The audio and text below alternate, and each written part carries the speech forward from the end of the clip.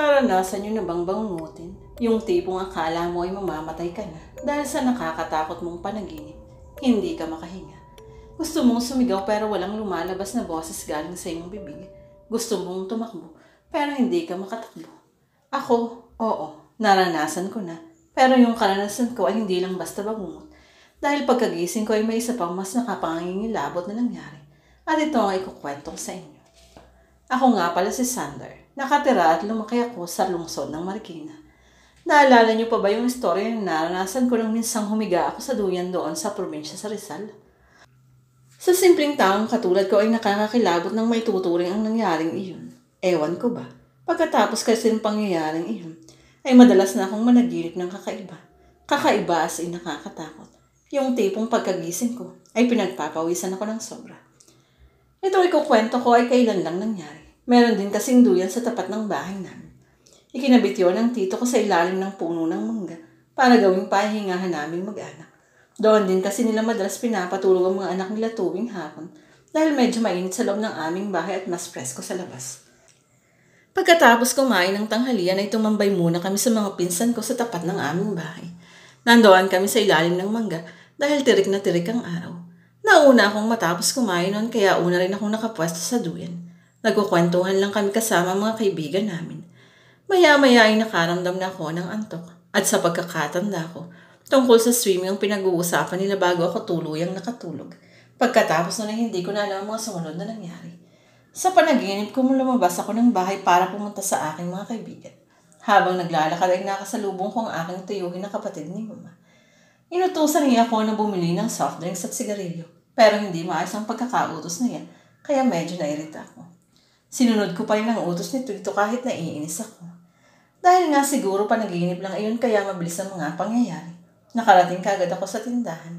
Ang kaso maraming tao kaya pinauna ko muna silang bumili at naghintay lang ako matapos silang lahat.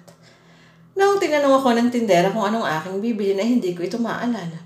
Kahit sa panaginip ay makakalimutin pa rin ako. Hanggang sa maaalala ko na soft drinks at sigarilyo nga pala ang ipinabili sa akin ni Tito kaya ayun ang sinabi ko sa tindera. Noong papauwi na ako galing sa tindahan ay nakita ko sa daan ng isa sa aking mga kaibigan. Pero sa totoong buhay ay patay na siya. Namatay siya noong 14 na taong gulang pa lamang dahil sa dengue. Parang totoong-totoo at buhay na buhay siya sa panaginip ko. Hindi ko naisip na patay na siya habang magkausap kami. Kinumusta ko siya at marami pa kaming napag-usapan. Marahil ay namiss ko siya ng sobra. Kaya ganun. Maya-maya ay bigla na lang sumagi sa isipan ko na patay na siya. Paano ko siya nakakausap? Hindi ba patay ka na? Tanong ko sabay upo sa tabi niya. Nakaupo siya sa paborito naming tambayan kaya sinamahan ko siya. Ha? Baliw ka ba? Hindi no. Kausap mo pa nga ako eh. Sagot niya sa akin habang nakangiti. Maliwalas ang kanyang mukha. Maya-maya ay sinabi niyang namiss na niya kami pagkatapos na bigla siyang nalungkot. Nagulat ako sa mga sumunod niyang sinabi. Sige na, gumising ka na. Papatayin ka ng tipto mo. Tumakbo ka na. Sabi niya sa akin habang itinutulak ako. Halata sa kanyang mukha ang pag-aalala. Hindi ko maintindihan yung sinabi niyang iyon. Kung bakit niya ako pinipilit na gumising at pilit na pinapatakbo. Pero aaminin ko na natakot ako dahil sa mga sinabi niya. Tumakbo ka na. Papatayin ka niya. Baka hindi ka na magising. Pamimilit niya sa akin. Maya-maya itinulak niya akong muli at sinabing, ayan na, gumising ka na. Nakatingin siya sa aking likuran at sinundan ko naman iyon ang tingin. Nakita ko ang tito ko na nag-utos sa akin. Naglalakad siya palapit sa amin at halatang galit na galit. Doon ko naalala na may iniutos nga pala siya, Chris. Ang tagal mo, kanina pa ako naghihintay sa'yo ah. Nasa na yung ipinabibili ko sa'yo. Singhal sa akin ng tito ko. Iniabot ko ang mga binili ko sa kanya. Ewan ko ba. Kinakabahan ako noon pero hindi ako nagsorry sa kanya. Sa isip ko ay bad trip ako. Siya na lang ang nagutos. May gana pa siyang magreklamo. Ano ito? Sabi ko di ba Sprite at Marlboro? Galit na galit niyang sayo sa akin. Kahit na hindi ako sigurado ay sinabi kong wala naman siyang sinabi na brand. Wala ka namang sinabi eh. Sabi mo lang soft drinks at sigarilyo. Ganting bulyaw ko sa kanya. Lalo siyang nagalit dahil doon. Ako mang sasapakin na niya ako kaya tumakbo ako. Takbo ako ng takbo pero parang hindi ako umalis sa kanilalagyan ko. Sobrang kaba ang nararamdaman ko sa panaginip ko ngayon.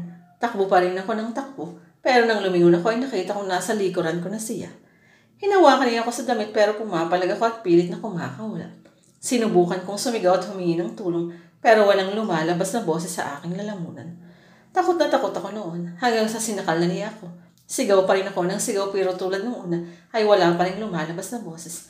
Nakita ko ang itsura ng tito ko na parang isang demonyo. Nakangiti pa siya habang pinapatay niya ako hanggang sa hindi na ako makahinga. Maya-maya ay nakita ko yung kaibigan ko na lumapit sa amin dito. Gumising ka, mas malakas ka sa niya. Mahina ako niyang bulong. Hindi pa rin ako makahinga ng mga oras na iyon. Pakiramdam ko ay katapusan ko na. Maya-maya pa ay nakita ko ang liwanag mula sa damit ng aking kaibigan. Nasilaw ako ng dahil doon at dahil din sa liwanag na yun ay nagising ako. Parang biglang nakuryente ang buo kong katawan. Parang may kung anong bumara sa aking puso na naninikip ito. Nahirapan akong huminga. Natutulog pala ako sa duyan at natatapatan ng sikat ng araw ang aking mukha. Parang pagod na pagod ako.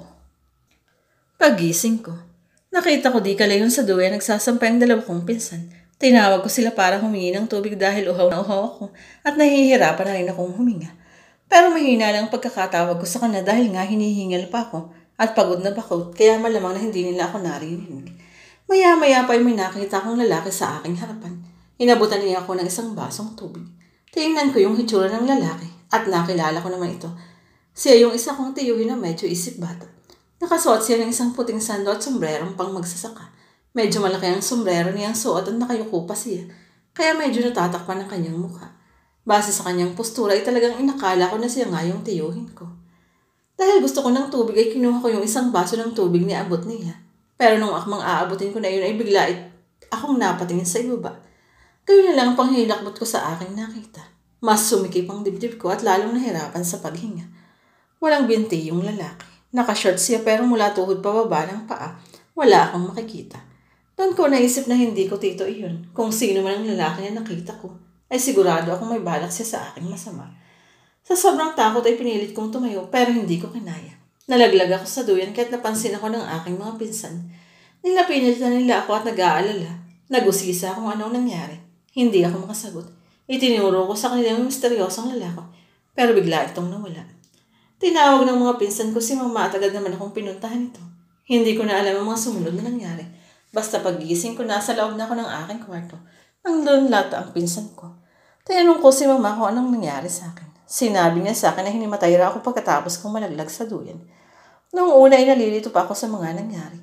Hindi ko alam kung anong panaginip lang at kung ano ang totoo sa mga nasaksihan ko. Makalipas ang ilang saglit ay nahimasmasan din ako. Ikinuwento ko kay mama at sa mga pinsan ko ang tungkol sa aking panaginip pati na yung tungkol sa lalaking inakala kong tiyuhin ko. Sabi ng mga pinsan ko, naririnig daw nila akong umuungol habang natutulog pero hindi nila ako ginising.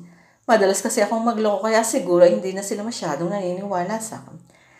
Tinanong ko kung nakita ba nila yung lalaking nakasando at may sombrerong malaki. Ngunit wala naman daw silang nakita. Hinanap ko rin ang tiyuhin kong isip bata para malaman kung nakasando ba itong puti. Ngunit ang iharap nila ito sa akin ay napakunot ako ng noo. Nakasuot ito ng itim na t-shirt ng mga panahon na iyon. Naikwento ko rin sa kanila yung mga sinabi sa akin ng kaibigan kong namatay. Doon ko na-realize na kaya niya sinasabing gumising ako ay dahil binabangungot na ako. Kaya rin siguro malungkot siya ay dahil gusto pa niya akong makasama sa panaginip. Kung iyon pero kailangan ko na siyang iwan at gumising. Nagpapasalamat ako sa kanya dahil sigurado ako na kaya niya ako pinipilit na gumising ay para maisalba niya ako sa kapahamakan.